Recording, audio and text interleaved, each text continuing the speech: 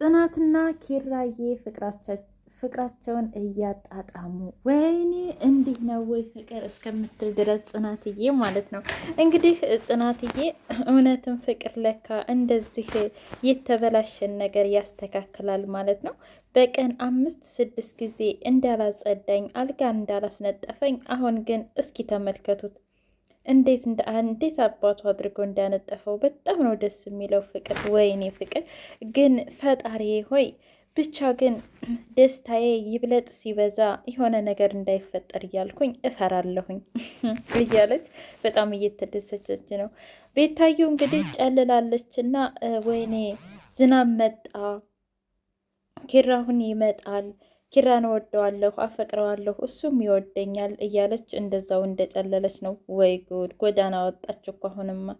እውነት ለመናገር በጣም ታሳዝናለች ቤታ ማለት ነው። በዚህ ልክ አንድን ሰው ስንወድ እንዲህ በዚህ ልክ ራሳችንን እስከምንገል ራሳችንን እስከምናጣ ድረስ የሰው ልጅ መውደድ መልሶ ዙሮ ተዟዙሮ የሚመጣው ወደኛው ነው። አሁን እውነት ለመናገር ጽናትና ኪራ ህይወታቸውን እየቀጠሉ ነው። አስቡት ግን ቤታ ራሷን ነው እንጂ የጎዳችው ማንንም አልጎዳችም። ኪራ እንደው ይሄው እናቴ ወላጥ ብሎ ወደሚያፈቅራት ወደሚወዳት ወደ ጽናት ሄደ ማለት ነው። ጭራሽ እኮ አንቺን በማግኘቴ በጣም እድለኛ ነኝ፣ እንዴት እኮ እንደምወድሽ፣ እንዴት እኮ እንደማፈቅርሽ እያለ ፍቅሩን ቀን በቀን ይገልጽላታል ማለት ነው። ስለ ቤታ ግን አንድ ቀን እንኳ ዘወር ብሎ አሰበም። ኧረ እኔ ጎድቻታለሁ፣ ኧረ እኔ ሰብሬያታለሁ አላለም። እና ከዚህ ድራማ መማር ያለብን ሰውን ስንወድ በልኩ እንጂ ከልክ በላይ መውደድና ማፍቀር እንደሌለብን መረዳት አለብን ማለት ነው። ምሩና ናሆሚ እንግዲህ በአንድ ላይ ተኙ፣ በአንድ ላይ ነቁ። በጣም ደስ የሚል ህልም አይቻለሁ አለ። ሰላም ውድና የተከበራችሁ የቻናሌ ቤተሰቦች እንዴት ናችሁ? ሁሉ ሰላም፣ ሁሉ መልካም። እኔ እግዚአብሔር የተመሰገነ ይሁን ሰላም ነኝ። ለዚህ ቻናል አዲስ የሆናችሁ ሰብስክራይብ በማድረግ ቤተሰብ የሆኑ ነበር ቤተሰቦች ደግሞ ስለምትከታተሉኝ ከልብ አመሰግናለሁ። ጽናት ድራማ እንደቀጠለ ይገኛል ማለት ነው። እውነት ለመናገር እንግዲህ ምሩና ናሆሚ አብረው ተኝተው አደሩ ማለት ነው። ከዛም በኋላ እንግዲህ ከዛ በፊት ናሆሚ ምሩ የት ነች ሲላት ክላስ ነች አለችው። ጽናትዬ እንደምን እያደረገች? ኧረ ተኝታ ነው፣ በቃ ሂጅ ልቀስቅሳት ሲል አራት ቀስቅሳት ተዋት ስል አይ እኔ ታውቂ የለ እኔ የተኛም መቀስቀስ ነው ስራዬ ብሎ ሂዶ ቀሰቀሳት። ከዛም በኋላ ቢላት እሷ ግን ተኝታለች፣ አታይምም አሰማምም። ከዛም በኋላ ናሆሚ ወይኔ እንዴት ነው የምታምሩ ደግሞ ስትተኝ፣ ግን ለምንድን ነው ምሩ እንደዚህ እምቢ ያልሽኝ? ሁሉንም ነገር በአንድ ሆነን እኮ እንጋፈጠው ነበር። እኔ እኮ በጣም ነው የማፈቅርሽ፣ በጣም ነው የምወድሽ። ልቤ ምን ያህል እንደሚመታ ላንቺ ብታይልኝ ኑሮ እንዴት ደስ ባለኝ እያለ ከራሱ ጋር እያወራ ነበር። ከዛ በዛው እንቅልፍ ይዞት ለሽ አለ።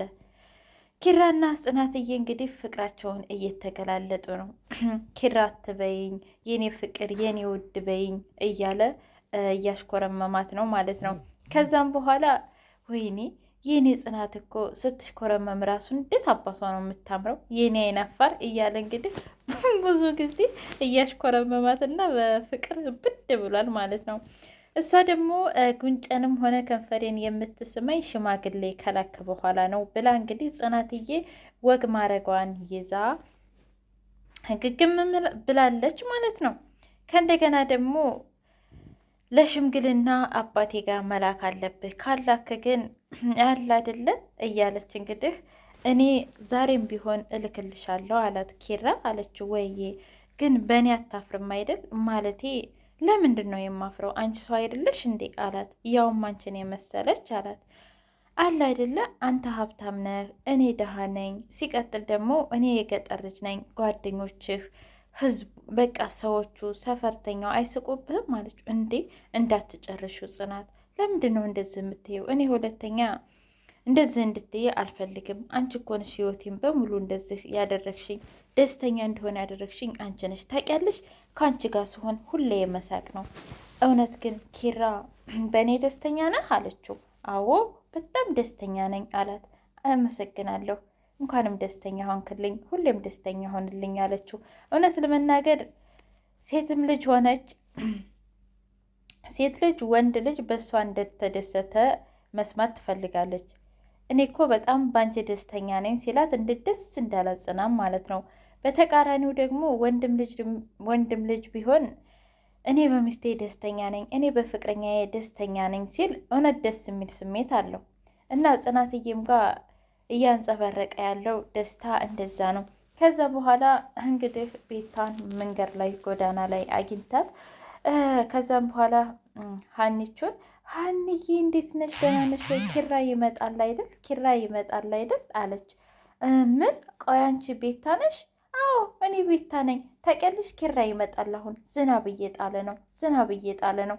ከዛም በኋላ ናሆሚ መጣ። ናሆሚ ከመጣ በኋላ ሀኒቾ እባክሽ ይቅርታ አለ አይደል? እንደዚህ ነች፣ እንደዚህ ይሆናል። ምን? እኔ የቱኜ ነው? እኔማ በቃ ይሄን ነገር ማየት አልፈልግም፣ ወደ ጽናት ጋር ልሂድ ብላ ጽናት ጋር ሄደች። ከዛም በኋላ ጽናት እንዴት ነው ቤታ እንደዚህ የሆነችው? እኔ መቼስ ነው የተፈጠረው አለች። አለ አይደል አንቺ እናትሽ ጋር ሄደች ነበረ። ውይ አለች። በጣም ደነገጠች።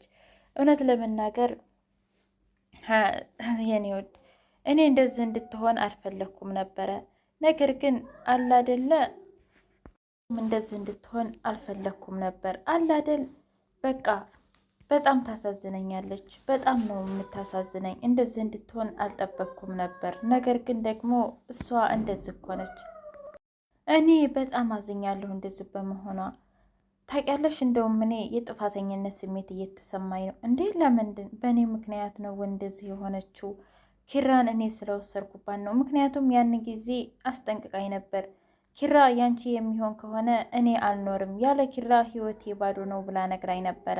እሱም ነገር ዛሬ እኔ ላይ እየተፈጸመ ነው ያለው። ስለዚህ እኔ ነኝ የሁሉም ጥፋተኛ አለች። ከዛም በኋላ ሀኒ አረ እንደዛ አትበይ፣ በቃ ተያት፣ አንቺም ህይወትሽን ምሪ። እሷም ደግሞ ድሮውንም ኪራ እኮ ነግሯት ነበረ እንደማይወዳት እንደማያፈቅራት ነግሯን ነበር። ግን እሷ ደግሞ አለ አይደለ በቃ ሁሌም ራሷን ከፍ አድርጋ ነው የምታስበው። እውነት ለመናገር ቤታ ቆንጆ ነኝ አለኝ እንደዚህ አድርጌ ሰው እኮ ፍቅር በውለት አይሆንም። እንደዚህ አድርጌልህ ነበር እንደዚህ አድርጌልሽ ነበር የሚባል ነገር ፍቅር ውስጥ አይሰራም። ፍቅር ተፈላልጎ ነው።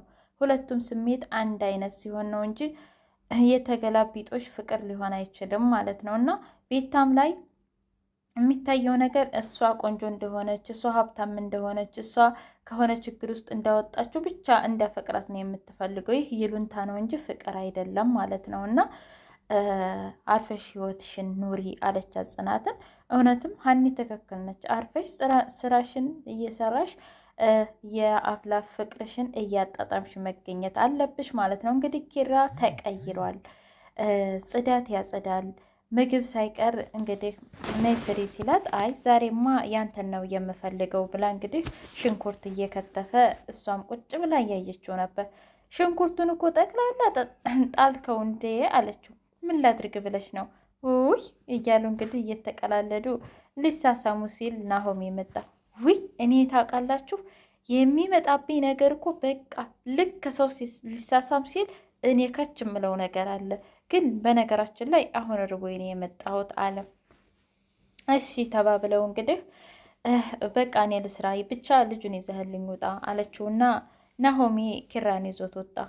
ጽናትዬም የተለመደ ቆንጆ ምግቧን ሰርታ ባንድ እየተመገቡ እየተጎራረሱ ነበረ። እረ እያለ ነበር ናሆሚ። ታዲያ ምን እረ ትላለክ? ከጎን ያለችው ታጉርስሃ እያለችው እንግዲህ ምሩም ናሆሚን ጽናትም ባሏን እያጎረሰች እየበሉ ነበር። ከዛም በኋላ ናሆሚና ምሩ ወደ ውጭ እየተዝናኑ ነበር። እኔ ግን የጽናትና የኪራ ነገር እንደዚህ በመሆኑ በጣም ደስ ብሎኛል አለች። ከዛም በኋላ ታውቂያለሽ፣ ምንም አታስቢ፣ ከዚህ በኋላ ምንም አይሆኑም ማለት አለችው። ኪራ እሳት፣ ጽናት ደግሞ ውሃ ነች። እሷ በጣም የተረጋጋች ጨዋ፣ ነገሮችን በተረጋጋ መንገድ የምትፈታ ናት። ኪራ ደግሞ እንደምታዩ ቦግ ቦግ ቦግ ነው የሚያለው እና እሳትና ውሃ ናቸው፣ ምንም አይሆኑም። እሱ በጣም ሲነር፣ እሷ ደግሞ ቀዝቀዝ ያለች ናት እና ለዛም ነው። ግን አንቺና እኔስ እስከ መቼ ነው አላት። ምን አለችው? እኔ እኮ በጣም አፈቅርሻለሁ፣ በጣም እወድሻለሁ፣ ከጎንሽ ልሁን፣ ህመምሽን አብሬሽ ልጋራ ብልሽ አንቺ ግን እምቢ አልሽ። እባክህ እንደዛ አትበል ናሆሜ እባክህ አለችው። ለምን እንደዚህ ታያለሽ ምሩ? ሁሉንም ነገር በፈጣሪ ፍቃድ ነው የሚሆነው። አንቺ ስለሆንሽ አትሞቺ፣ አንቺ ስላልሽ አትሞቺ፣ እኔ ስላልኩ አትሞች